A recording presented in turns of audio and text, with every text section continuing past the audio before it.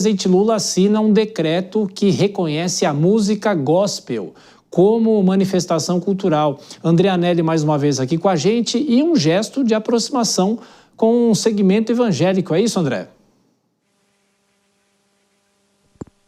Pois é, Tiago, o presidente Lula decretou esse texto que estipula a política de valorização da música gospel num claro aceno a uma parcela do eleitorado que é historicamente mais resistente a ele e que possui mais afinidade com o ex-presidente Bolsonaro, os evangélicos. O decreto estabelece que a cultura gospel e os elementos dessa cultura, como a música, por exemplo, serão considerados uma manifestação da cultura nacional. A norma determina que as políticas públicas de cultura vão ter de contemplar diretrizes nacionais para promover e valorizar o gospel. O presidente Lula defendeu essa medida. Que a assinatura desse decreto que reconhece a cultura gospel como manifestação da cultura nacional representa mais um passo importante de acolhimento e respeito à comunidade e ao povo evangélico do Brasil. Com esse decreto, o Estado brasileiro confirma que a fé também se expressa como cultura, como identidade, como história viva do nosso povo. A edição do decreto foi discutida pelos ministros Sidônio Palmeira, da Comunicação Social, também Gleisi Hoffmann, das Relações Institucionais, além do advogado-geral da União, Jorge Messias, ele que é evangélico e foi indicado recentemente ao STF. A senadora Elisiane Gama, ela que é membro da Assembleia de Deus e aliada do governo, também participou dessas discussões sobre o texto. Tiago. É isso. O André Anelli volta daqui a pouquinho com outras informações. Bom trabalho para você. E agora a gente volta a falar sobre o indulto de Natal e também a discussão sobre a saidinha temporária, porque hoje o presidente Lula assinou o decreto do indulto natalino e excluiu envolvidos nos ataques de 8 de janeiro, além de Jair Bolsonaro e de aliados. A nossa entrevistada agora é a juíza e professora de Direito Penal, Cláudia Spinazzi. Tudo bem, professora? Como sempre, muito obrigado por estar aqui conosco na Jovem Pan. Bem-vinda. Obrigada, Tiago. Boa noite. É um prazer estar aqui falando com você e com todos os nossos telespectadores. Prazer é nosso. Agora há pouco a gente conversava com o nosso comentarista que vai participar da conversa também, o Cristiano Vilela, que é advogado, e essa é uma prerrogativa do presidente da República. De que forma essa discussão a cada ano cria uma polêmica por ser uma decisão pessoal do presidente da República? A senhora, como jurista, constitucionalista, acredita que o Brasil precisa voltar a discutir esse assunto para eventualmente mudar? Essa é uma prerrogativa do presidente da República prevista na Constituição Federal. O decreto de indulto, ele existe no nosso país desde a época das capitanias hereditárias, desde a época do Império, passou por todas as constituições. Então, não acredito que ele precise voltar a ser discutido, não. O indulto ele é um instrumento muito importante de política criminal. E é importante frisar que o presidente ele não está livre, Tiago, para conceder indulto para quem ele quiser. Crimes graves são proibidos pela Constituição Federal. A Constituição ela é a baliza mestre do presidente da República. Então, ele não pode conceder indulto para tráfico, tortura, terrorismo e para nenhum crime hediondo. Além disso, tradicionalmente, os presidentes trazem uma lista de crimes considerados impeditivos. Este ano, por exemplo, crimes de violência doméstica, crimes ambientais, crimes da lei de licitação, de organização criminosa, uma série de crimes estão fora deste decreto de indulto de 2025. Professora, eu vou chamar o Cristiano Vilela para participar da nossa conversa. Vilela. Professora, boa noite. Nesse sentido, na linha do posicionamento que a senhora colocou agora, de que o indulto ele é algo histórico, faz parte da tradição jurídica brasileira, não merece, não se justifica que ele acabe de uma forma geral. Na sua visão, por que ele é tão polêmico, né? Entra ano, sai ano, nós temos nesse período, e entra presidente, sai presidente, nós temos nesse período uma grande polêmica em relação ao indulto de Natal.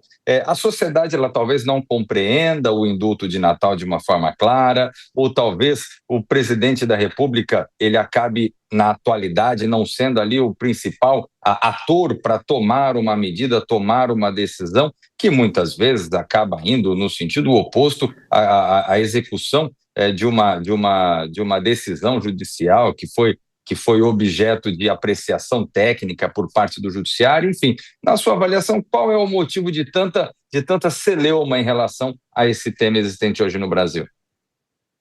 Eu acredito que o motivo de tanta celeuma, de tanta divergência, é justamente a falta de conhecimento sobre o indulto. Hoje eu já dei outras entrevistas e uma das principais dúvidas é a diferença entre o indulto e a saidinha de final de ano. São institutos totalmente diferentes. A saidinha permite que o preso que está em regime semiaberto saia por 7 dias da prisão e depois retorne. O indulto não. Ele é um instituto previsto na Constituição Federal que extingue a pena remanescente. E por que ele extingue? Porque o presidente da República analisa aquela pena aplicada pelo judiciário e entende que naquele caso a punição já foi suficiente. O indulto, ele é uma das ferramentas do sistema de freios e contrapesos que nós temos no nosso Estado democrático de direito. Nós temos vários desses institutos. Institutos que permitem que o Poder Judiciário fiscalize o Legislativo e o Executivo e vice-versa. E o indulto é um dos institutos que permite que o Poder Executivo fiscalize a ação do Poder Judiciário. E nessa seara, ele olha para alguns casos e diz, nessa situação aqui, se já cumpriu tanto da pena, considerando um requisito ali considerável, eu considero que o restante não precisa ser cumprido. Então, eu acredito que a principal celeuma seja em razão de desconhecimento. Professora, a senhora já antecipou, claro, uma das perguntas, né? O Vilela é do direito, mas os jornalistas querem sempre saber essa diferença da saidinha e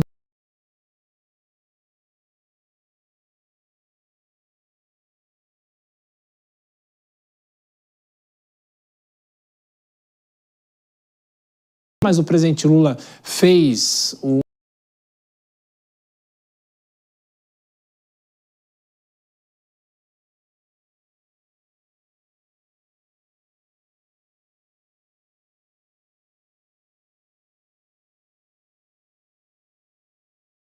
saidinha não existe mais em 2024. Porém, em direito penal, uma lei ela não retroage para prejudicar o réu, e nesse caso seria prejuízo. Então, a lei de 2024, ela se aplica para todo mundo que praticou crimes a partir da entrada em vigor desta lei. Então, as pessoas que praticaram crimes a partir de 2024 não têm direito à saída temporária, saída provisória para visitar os seus familiares. Agora, quem já tinha praticado o crime antes, permanece com esse direito que vai se extinguir ao longo do tempo. Perfeito. Cristiano Vilela. Professora, aproveitando agora a fala sobre a saidinha, na sua avaliação, foi correta essa alteração da legislação que pôs fim à saidinha? É um instrumento importante ou, de fato, ele acabava gerando uma insegurança, ou acaba ainda, naturalmente, pela explicação dada pela senhora, gerando uma insegurança muito grande na população? De acordo com os dados estatísticos, Vilela, apenas 3 a 5% das pessoas que saíam nas saídas temporárias não voltavam. Isso, para dados estatísticos, é uma fração mínima. Então, nós tínhamos um instituto que tinha êxito. E é importante a saída temporária para que as pessoas possam manter contato familiar. O grande objetivo da pena no Brasil, eles são 2. Além de punir, é ressocializar para a pessoa voltar para a sociedade e não cometer novos crimes, que é o que nós esperamos enquanto sociedade, uma sociedade mais segura. Então, na minha avaliação, foi um grande equívoco o fim da saída temporária, porque os dados estatísticos mostravam que era um instituto de sucesso. E, além disso, é importante lembrar que ela só é aplicada para quem está em regime semiaberto. Pessoas que saem para trabalhar e retornam para o presídio. Então, essas pessoas já tinham contato com a comunidade através do regime semiaberto. Eu acredito que a extinção não foi uma das melhores medidas de política criminal. Ô, professora, o ano de 2025 foi muito marcado pela questão da criminalidade aqui no país, Congresso Nacional discutindo medidas como o PL antifacção, até o PL a PEC da segurança, que ainda não foi aprovada nessa discussão do Congresso Nacional. Eu pergunto para a senhora o seguinte, a senhora como uma operadora do direito, o que é possível fazer ou quais são as discussões que o Brasil precisa ter, apesar de todas as dificuldades, porque ano que vem será um ano eleitoral, para se aprimorar leis penais, para se aprimorar punições aqui no Brasil, se é que esse efetivamente é o único caminho? Eu sou juíza da violência doméstica, Tiago.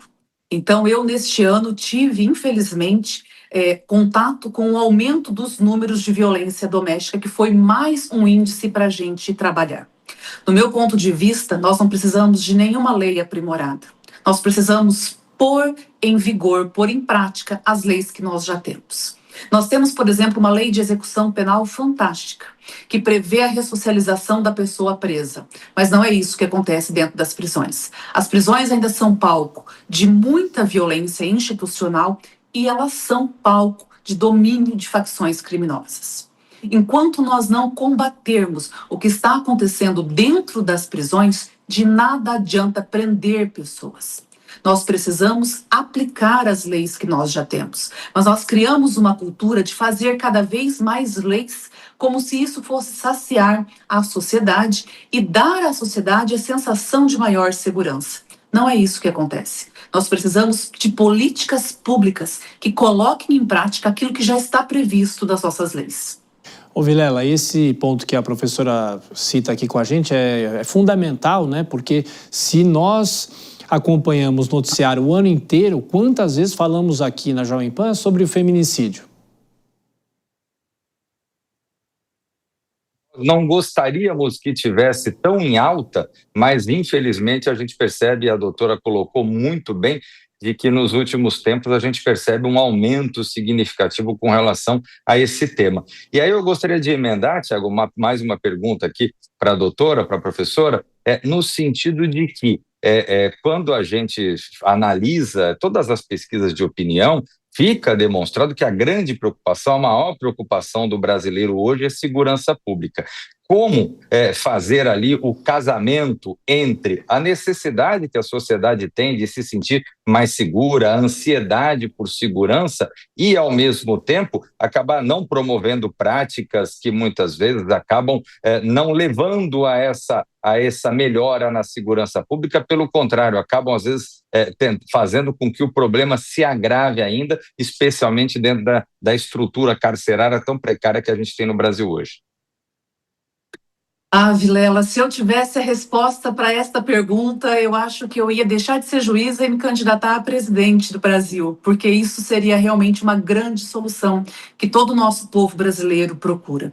Nós precisamos pôr em prática as nossas políticas públicas já previstas nas leis. Nós temos várias políticas públicas boas, mas elas são falhas na hora da aplicação, porque o Brasil é gigante, tem um território imenso e é complexo implementar políticas públicas. Então, a gente cria a ilusão de que quanto mais leis a gente publicar, mais segurança pública a gente vai ter. Não é isso que vai acontecer.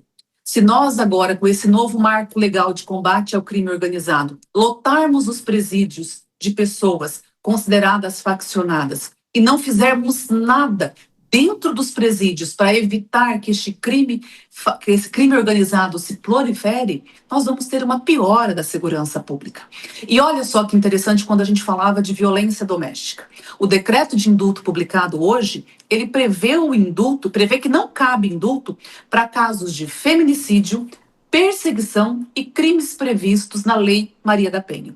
Acontece que o único crime previsto na Lei Maria da Penha é o descumprimento de medida protetiva. Então, esse decreto, por uma falha de redação legislativa, ele deixa de fora lesão corporal contra a mulher, dano contra a mulher, ameaça em situação de violência doméstica. É uma situação extremamente grave e que não vem colaborar para a diminuição da violência doméstica. Muito pelo contrário, vai gerar uma sensação de impunidade. Bom, professora, aproveitando esse último minutinho aqui da nossa entrevista, eu queria que a senhora falasse sobre a sua percepção como juíza, trabalhando em relação à violência doméstica para combater isso. A senhora acha que nos últimos anos a mulher está mais preparada para fazer a denúncia, para tomar uma atitude, para eventualmente sair de casa, expulsar o companheiro de casa? Ou o Brasil ainda engatinha em relação a isso? Tem muito medo, é óbvio, tem muito receio de denunciar e nem sempre as autoridades contribuem para isso. Nós temos todo esse cenário que você apresentou, Tiago. Nós temos mulheres que estão cada vez mais criando coragem e denunciando, e nós temos também muitas mulheres ainda com medo. Para você ter uma ideia, no meu juizado, são 2 juizados na minha comarca. Só no meu tem 5.200 processos. É um volume assustador e toda semana eu recebo pelo menos 20 novos pedidos de medida protetiva. As mulheres têm procurado o judiciário. E ao contrário do que a população às vezes pode pensar, são raros os casos em que a gente percebe que uma mulher usou a Lei Maria da Penha de forma indevida. Infelizmente, a imensa maioria realmente sofreu violência e violências graves. Então eu acredito que em termos de violência doméstica, nós estamos, eu não diria engatinhando, a gente já passou desse estágio, mas nós estamos dando os primeiros passos. Na minha percepção, a gente precisa da opinião masculina.